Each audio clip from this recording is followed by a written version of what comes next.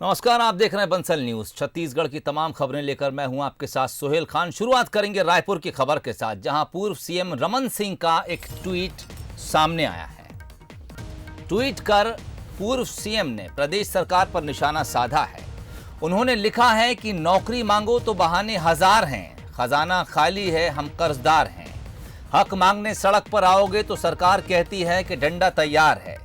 युवा रोजगार चाहते हैं, ये लिखा है रमन सिंह ने। इसके अलावा उन्होंने ये भी लिखा है कि झूठे आश्वासन, आंकड़े और बहाने नहीं, रोजगार चाहते हैं। लाठी डंडे से उनकी आवाज दबा नहीं सकते, युवाओं को उनका हक देना ही पड़ेगा। और इस खबर पर बातचीत के लिए इस वक्त वरिष्ठ सहयोगी धनवेंद्र जायसवाल हमारे साथ जुड़ रहे हैं। धनवेंद्र जी, सियासत का ये रंग भी अच्छा है, आपको अपनी बात सलीके से कहना आना ही चाहिए, जो रमन सिंह ने कही। इसके अलावा जो कुछ आरोप उन्होंने लगाए हैं, मैं चाहूंगा उस पर भी आप रोशनी डालें। देखिए, काव्यात्मक अंदाज में डॉक्टर रमन सिंह ने यह ट्वीट किया। कल जिस तरीके से जो चयनित छात्र हैं, शिक्षक चयन के लिए जो चयनित छात्र हैं, उनका शहर में प्रदर्शन हुआ था, मुख्यमंत्री निवास को घेरने निकले थे, उन पर बल प्रयोग किया गया था और उसके बाद वो पूरे रात धरना पर बैठे रहे। कल उनकी बातचीत भी हुई, सरकार की तरफ से जो प्रतिनिधि आए थे उनसे बातचीत हुई और देर रात आखिर मुख्यमंत्री को ऐलान करना पड़ा था कि 7 दिनों के अंदर भर्ती प्रक्रिया की जानकारी वो लेंगे, वो विभाग से रिपोर्ट मंगाएंगे और उसके बाद स्थिति स्पष्ट होगी कि कब तक भर्ती होगी। उसी सिलसिले में डॉक्टर रमन सिंह ने ये ट्वीट किया है। उन्होंने कहा है कि सरकार ने जो वादे किए थे वो पूरे नहीं हो रहे हैं और जो शिक्षक भर्ती की प्रक्रिया है उसके जो चयनार्थी हैं, वो जिनका चयन हो चुका है, वो यदि प्रदर्शन करने निकलते हैं तो उन पर डंडे बरसाए जाते हैं। सरकार कहती है कि डंडे तैयार, इसका आशय वही है कल जो बल प्रयोग हुआ था। तो उन्होंने उसी को बड़े काव्यात्मक अंदाज में ये बात कही और बड़े सलीके से अपनी बात उन्होंने सरकार तक पहुंचाई है। यह आरोप उन्होंने गंभीर आरोप है, तीखा घाव करने वाला आरोप है और उन्होंने ये निशाना साधा है कि प्रदेश के युवा बेरोजगार हैं इस समय, वो झूठे आश्वासन और आंकड़े नहीं चाहते, उनको बहाने भी नहीं चाहिए, अब उनको रोजगार चाहिए। तो सरकार को इसमें कुछ करना चाहिए, ये कुल मिलाकर के आशय है। अब देखना ये होगा कि अब तक इस ट्वीट का जवाब तो नहीं आया है, लेकिन सरकार इस ट्वीट का क्या जवाब देती है, कांग्रेस की तरफ से क्या पलटवार किया जाता है, ये देखना होगा। जी सोहेल। चलिए, रमन सिंह चूंकि विपक्ष में हैं और विपक्ष का अधिकार है कि वो सरकार से सवाल पूछ सकता है, लेकिन जिस सलीके से रमन सिंह ने सवाल पूछा है उसकी भी अब तारीफ हो रही है। शायराना अंदाज में उन्होंने सरकार पर कई सवाल खड़े किए हैं। अब देखना होगा कि क्या कुछ जवाब सत्ता पक्ष की तरफ से इसको लेकर सामने आता है। धनवेंद्र जी, बहुत बहुत शुक्रिया तमाम बातचीत के लिए। चलिए बात करेंगे अगली खबर की। छत्तीसगढ़ में कोरोना संक्रमण की रोकथाम के लिए पिछले दिनों सीएम भूपेश बघेल ने एक बैठक ली थी, जिसमें कलेक्टरों को हिदायत दी थी कि अगर संक्रमण नहीं रुका तो जिम्मेदार कलेक्टर हटाए जाएंगे। सीएम की इस हिदायत पर छत्तीसगढ़ आईएएस एसोसिएशन के अध्यक्ष सी के खेतान ने एक ट्वीट किया है। उन्होंने अपने ट्वीट में लिखा है कि कलेक्टर और डीएम पर ही सारी जिम्मेदारी और उसी की सबसे नाराजगी। वो बहुत अच्छा भी है और बहुत खराब भी है। नेताओं के काम वो बनाए और नेताओं की डांट वो खाए। क्या करें क्या ना करें, बोल मेरे भाई।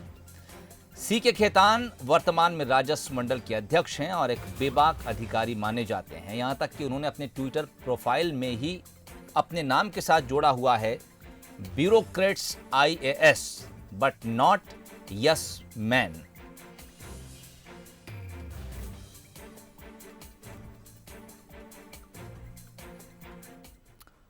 चलिए रुख करेंगे अगली खबर की तरफ। मंत्रालय, महानदी भवन और एचओडी बिल्डिंग में बढ़ते कोरोना संक्रमण के मद्देनजर बड़ा फैसला लिया गया है। संक्रमण के मद्देनजर अधिकारी कर्मचारी फेडरेशन कल से सामूहिक अवकाश लेकर होम क्वारंटाइन हो रहे हैं। इसके साथ ही पूरे एरिया को कंटेनमेंट जोन घोषित कर 14 दिन के लिए मंत्रालय और एचओडी भवन को सील करने की मांग रख दी गई है। कर्मचारी नेताओं की बैठक में यह फैसला लिया गया है। फेडरेशन के मुताबिक मंत्रालय और एचओडी भवन में कोरोना से अब तक 221 संक्रमित और 8 लोगों की मौत हो चुकी है।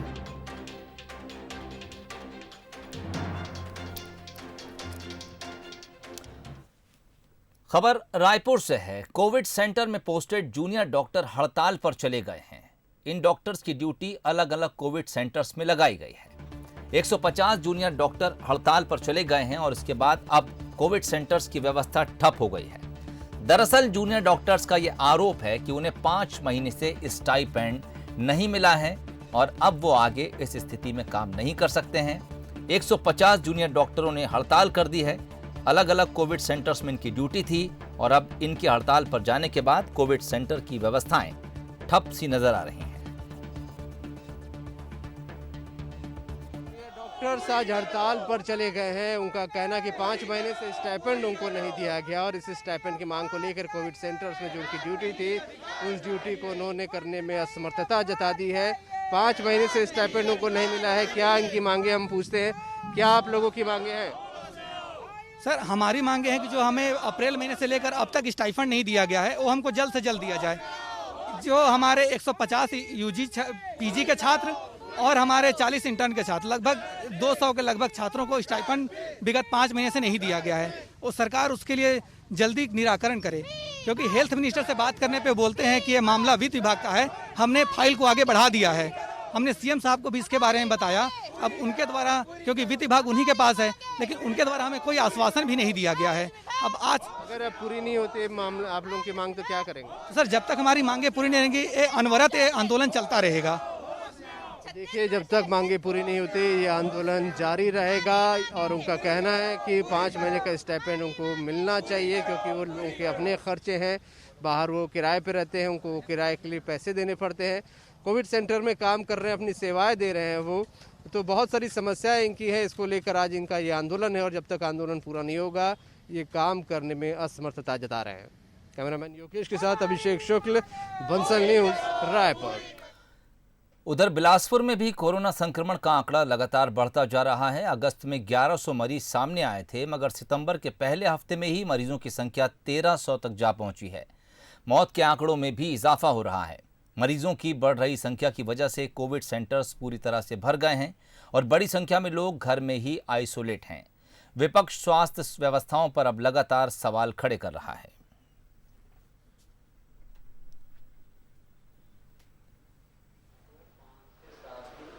जिला अस्पताल में हमारे जो 100 बिस्तर हैं वो करीब करीब हमारे फुल ही चल रहे हैं और इस महीने चूँकि ज़्यादा टेस्ट हुए हैं इसलिए ज़्यादा आए हैं या बढ़ ही गए हैं इसलिए ज़्यादा आए हैं, ये नहीं कह सकते। लेकिन अभी हमारे बेड ऑक्यूपेंसी लगभग 80% पूरे महीने भर चली है और सबसे बड़ी चीज़ है कि हमारे सीरियस केसेस की संख्या बहुत ज़्यादा बढ़ गए हैं। अभी आज की भी डेट में मेरे 70 मरीज़ हैं वार्ड में, जिसमें 3 वेंटिलेटर में हैं और 15 मरीज ऑक्सीजन सपोर्ट में हैं। तो अभी सीरियस मरीजों की संख्या अचानक बढ़ गई है, इसलिए थोड़ा सा सभी को सावधान रहने की ज़रूरत है। तो लगातार जो छत्तीसगढ़ में इस प्रकार की जो बढ़ते जा रही संख्या को देखते हुए मुझे लगता है कि इन सुझाव के साथ में सरकार स्वास्थ्य, चिकित्सा और बाकी लोगों की चिंता करते हुए कार्रवाई करे तो उचित होगा, नहीं तो सरकार अभी तक कोरोना के मामले में असफल रही। छत्तीसगढ़ में इन दिनों किसानों की संख्या को लेकर कांग्रेस और बीजेपी आमने सामने हैं। दरअसल केंद्र सरकार की किसान सम्मान निधि योजना में किसानों की संख्या घट गई है, जिस पर बीजेपी ने कांग्रेस की सोची समझी साजिश करार दिया है। छत्तीसगढ़ में किसान सम्मान निधि पर सियासत इस कदर गर्मा गई है कि किसानों की संख्या पर बीजेपी और कांग्रेस आमने सामने हैं। किसानों की संख्या के सत्यापन को लेकर बने नियम पर भी सवाल उठ रहे हैं। दरअसल इस बार छत्तीसगढ़ के 2 लाख किसानों को ही 40 करोड़ की किसान सम्मान निधि मिल पाई है, जबकि राज्य में 2018-19 में 27 लाख किसानों को 540 करोड़ का भुगतान हुआ था। इसी को आधार बनाकर बीजेपी सवाल उठा रही है कि किसानों की संख्या क्यों कम हो रही है। प्रदेश की भूपेश बघेल सरकार की एक और लापरवाही उजागर हुई है। किस प्रकार ये सरकार किसानों के लिए संवेदनहीन है, उसका एक उदाहरण मैं आपको देना चाहता हूँ। किसान सम्मान निधि, छत्तीसगढ़ के किसानों का रजिस्ट्रेशन होता है, उस रजिस्ट्रेशन के आधार पे 2000 रुपया प्रति किसान मिलता है और यदि आंकड़े सरकार के ही आंकड़े देखें तो 27 लाख किसानों का रजिस्ट्रेशन हुआ था। इसका मतलब है 540 करोड़ की राशि किसानों के खाते में जाना चाहिए, पर आज के तारीख में धीरे धीरे 27 लाख से घटकर 2 लाख तक पहुंच गया है रजिस्ट्रेशन। ये सरकार के कृषि विभाग की घोर लापरवाही का नतीजा है कि जो 540 करोड़ मिलना था उसमें 500 करोड़ किसानों के खाते में नहीं गया, सिर्फ 40 करोड़ की राशि मिली। उधर इस आरोप के बाद कांग्रेस सरकार केंद्र को ही जिम्मेदार ठहरा रही है। किसानों के सत्यापन के नियम को गलत बताते हुए राज्य के कृषि मंत्री रविंद्र चौबे का कहना है कि जब पहली किस्त में 27 लाख किसानों के खाता संख्या केंद्र के पास है और उन्हें एक किस्त दी जा चुकी है, तो दूसरी किस्त के लिए कम किसानों का चुनना इस मसले में राजनीति करना है। किसान सम्मान निधि 27 लाख किसानों के नाम छत्तीसगढ़ से, और अब सिर्फ 2 लाख किसानों को किसान सम्मान निधि दे रही है भाजपा की केंद्र सरकार। रमन सिंह और भाजपा के नेताओं को बचाना चाहिए कि 25 लाख किसानों को क्यों वंचित किया जा रहा है। पंजीयन के नाम पर हर बार तरह तरह की औपचारिकताएं, तरह तरह की उलझने किसानों के लिए पैदा करके किसान सम्मान निधि देने से क्यों बच रही है मोदी सरकार। कांग्रेस पार्टी मांग करती है कि केंद्र सरकार छत्तीसगढ़ के सभी 27 लाख किसानों को जिनका पंजीकरण हुआ है, जिन्हें पहली किस्त मिली है, उन्हें किसान सम्मान निधि की बाकी किस्त भी दे। आंकड़ों पर नजर डालें तो पंजीकृत किसानों की संख्या के मामले में धान के ही 19 लाख पंजीकृत किसान हैं। वहीं दीगर फसलों के किसान करीब 32 लाख। अब किसान सम्मान निधि पर बीजेपी और कांग्रेस आमने सामने हैं। किसान को ये समझ नहीं आ रहा कि आखिर कौन सच कह रहा है और कौन झूठ। मोहन तिवारी, बंसल न्यूज, रायपुर। जनता कांग्रेस के प्रदेश अध्यक्ष अमित जोगी ने चीन को लेकर केंद्र और राज्य सरकार पर बड़ा आरोप लगाया है। जोगी ने प्रेस कॉन्फ्रेंस कर केंद्र और राज्य सरकार पर प्रदेश में चीनी कंपनियों को संरक्षण देने का आरोप लगाया है। जोगी का कहना है कि चीनी सेना से जुड़ी कंपनी चीन के लिए जासूसी कर रही है और ऐसी 7 कंपनियां छत्तीसगढ़ से जुड़ी हैं। अमित जोगी ने कहा कि राष्ट्रीय दलों के संरक्षण में प्रदेश चीन का गुलाम बन रहा है। वहीं छत्तीसगढ़ का पैसा चीन की सेना तक पहुंचाया जा रहा है और केंद्र और राज्य ने आंखों में पट्टी बांध रखी है।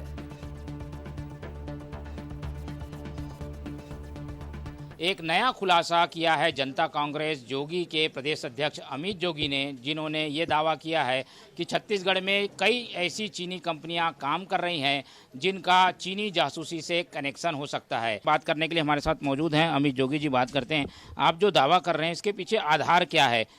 इससे बड़े दुख की क्या बात हो सकती है कि छत्तीसगढ़ के लोहे का, छत्तीसगढ़ की सीमेंट का, छत्तीसगढ़ के कोयले का उपयोग चीनी सेना बंकर बनाने में, बंदूक बनाने में, बम बनाने में और भारतीय सैनिकों को मारने में कर रही है। चीनी कंपनियों ने बहुत सोची समझी रणनीति के अंतर्गत मॉरिशस में इन्वेस्टमेंट फंड सेटअप किए, जिनके माध्यम से उन्होंने छत्तीसगढ़ की कंपनियों में निवेश करना चालू किया और अब इस हद तक निवेश कर दिया है कि इन कंपनियों का नियंत्रण भी चीनी कंपनियों और चीनी कंपनियों के माध्यम से चीनी सेना के पास आ चुका है। अगर सरकार को इसकी जानकारी नहीं है तो माना जा सकता है कि ये सरकार की लापरवाही है, पर अगर जानकारी होते हुए भी कुछ नहीं कर रही है तो इसका एक ही कारण हो सकता है कि ये जो कंपनियां हैं दोनों पार्टियों को अब तक 30,000 करोड़ से ज्यादा पैसा चंदा दे चुकी हैं। ऐसी कौन कौन सी कंपनियां हैं जो छत्तीसगढ़ में सक्रिय हैं और जिनके इस तरीके के कनेक्शन हो सकते हैं? मैंने इनके नाम बताए हैं जो छत्तीसगढ़ की, मैं जिनको बोलता हूं ईस्ट इंडिया कंपनियां हैं, जैसे कि लाफार्ज होलसिम, जैसे कि वेदांता स्टरलाइट, ये जो बड़ी बड़ी कंपनियां हैं, अल्ट्राटेक है, इनमें, और इन कंपनियों को खुद आगे आके ये बताना चाहिए कि हमारी कंपनी में हमने चीनी कंपनियों को कितना वोटिंग राइट्स, कितना शेयर दे रखा है, उनका कितना नियंत्रण है। इन कंपनियों पर प्रतिबंध की मांग करते हुए अमित जोगी ने केंद्र और राज्य दोनों को आड़े हाथों लिया है। कैमरामैन दीपक साहू के साथ मोहन तिवारी, बंसल न्यूज, रायपुर। अब आपको कोरिया के मनेंद्रगढ़ की एक ऐसी तस्वीर दिखाते हैं जिसे देखने के बाद आप भी ये सोचेंगे कि पानी की समस्या का सियासी विरोध ऐसा भी हो सकता है। जी हां, पानी की समस्या को लेकर मनेंद्रगढ़ विधायक विनय जायसवाल ने प्रदर्शन किया और प्रदर्शन भी ऐसा कि वो समर्थकों के साथ जीएम आवास पहुंचे और उनके घर की पानी की सप्लाई ही काट दी। एसईसीएल चिरमरी के जीएम के घर का नल कनेक्शन आरई से काट दिया। दरअसल चिरमरी के गोदरीपारा इलाके में पीने के पानी की समस्या बनी हुई है। इसी से विधायक इतने नाराज हुए कि उन्होंने जीएम के घर का पानी का पाइप काट दिया ताकि वो भी समझ सकें कि पानी की समस्या आखिर होती क्या है।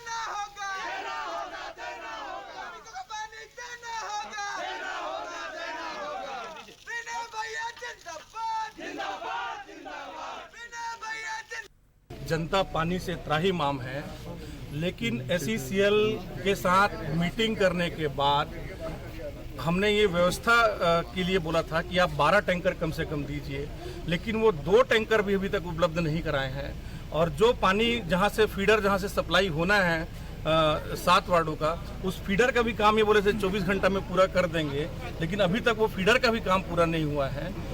और लगातार एसईसीएल प्रबंधन जो है, जब तक कोई ऐसा कदम नहीं उठाओ, इनके कान में जू तक नहीं रेंगता है। और अब खबर साइबर क्राइम की है। कोरबा से खबर है, जहां एसपी अभिषेक मीणा के नाम से ही फर्जी फेसबुक आईडी बना दी गई।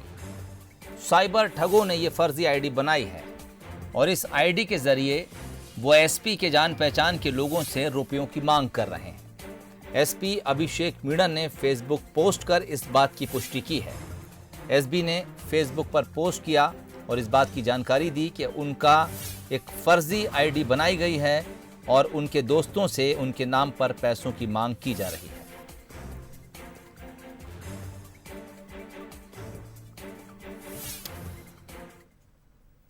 बस्तर में पुलिस एक और नक्सलियों के बैकफुट पर आने का दावा कर रही है, लेकिन हकीकत इससे कहीं अलग है। नक्सली एक बार फिर अपना जनाधार वापस पाने की पूरी जद्दोजहद कर रहे हैं।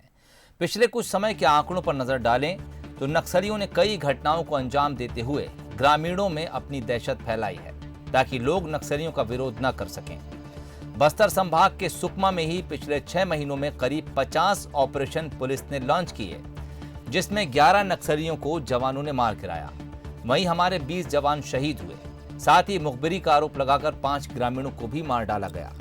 बीजापुर जिले की बात की जाए तो यहां 25 मुठभेड़ हुई, जिसमें 4 नक्सली मारे गए, जबकि नक्सलियों ने 16 लोगों की जान ले ली।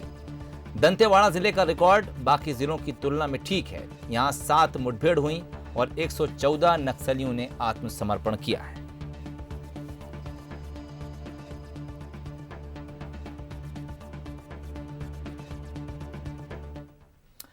बिलासपुर के कानन पेंडारी को मीडियम जू की मान्यता मिलने के बाद अब वन विभाग इसे प्रदेश के पहले पक्षी विहार के तौर पर विकसित करने जा रहा है।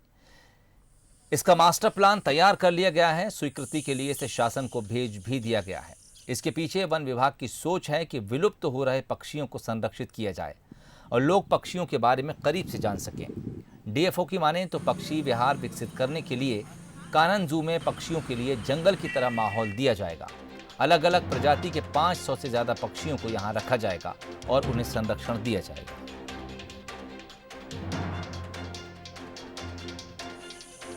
दृष्टिगत रखते हुए हम लोगों के द्वारा और हमारे वरिष्ठ कार्यालय द्वारा भी ये विचार किया जा रहा है कि उसमें कुछ हम लोग एक्स्ट्रा फैसिलिटी बढ़ाई जाए, जो पुरानी फैसिलिटी है उसको भी सही करके और कुछ अपग्रेड किया जाए। और आइए अब बात करते हैं बस्तर के खास लड्डू से, जिसे आंगनबाड़ी केंद्र में दिए जाने की बात कही जा रही है।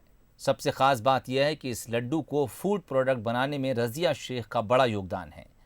उन्हें इस काम के लिए नीति आयोग ने देश की तस्वीर बदलने वाली 30 महिलाओं की सूची में शामिल भी किया है। इस लड्डू की दुनिया दीवानी, पैकेट फूड बनने के पीछे दिलचस्प कहानी, कुपोषण भगाने में होगा इस्तेमाल, आंगनबाड़ी केंद्रों में देने का ख्याल।